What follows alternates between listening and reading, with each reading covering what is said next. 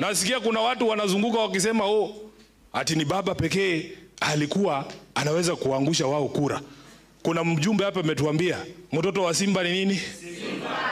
Mambo yanazidi kuwa moto na kuwa telezi katika serikali ya broad based government. Hii ni baada ya katibu mkuu wa chama cha ODM Edwin Sifuna kubacklash the sentiments of the William Samoei Ruto baada ya kusema hakuna anayemshinda raundi hii, kwa maana mtu mwenye angeweza shindana na yeye ama mtu mwenye angeweza kumtoa kijasho ni hayati Raila Amolo Odinga. Lakini sasa tumeanza kuona makucha ya katibu wa chama cha ODM Edwin Sifuna akisema ya kwamba sisi kama wana ODM tuko tayari kujitosa kwenye kinyang'anyiro cha urais cha mwaka wa 2027 na kusema ya kwamba sisi kama ODM tumejipanga na watatoa mtu mmoja wa kumenyana na Rais William Samoei Ruto.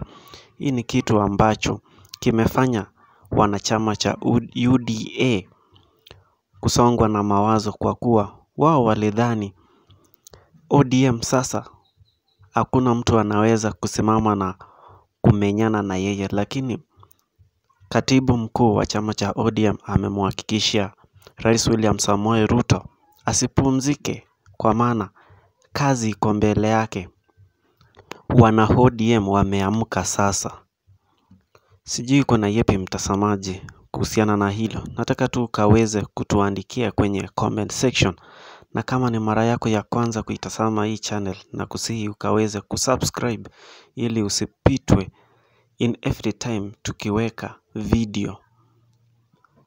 Mwaka wa 27 kitakuwa moto kwa wanasiasa wa nchini Kenya, kwa sababu ni uchaguzi ambao itatazamiwa na watu wengi, kwa kuwa upande wa opposition ambayo inaongozwa na Rigathi Gachagua pia wao wamesema 2027 watatoa mtu mmoja kama United Opposition wa kumenyana na Rais William Samoei Ruto, na wao the main agenda ni kumuondoa serikalini Rais William Samoei Ruto, ndio taifa lirejelee na kusawazisha kila maeneo ipate maendeleo. Sasa sijui kutakuwaje. Let's pray for the country.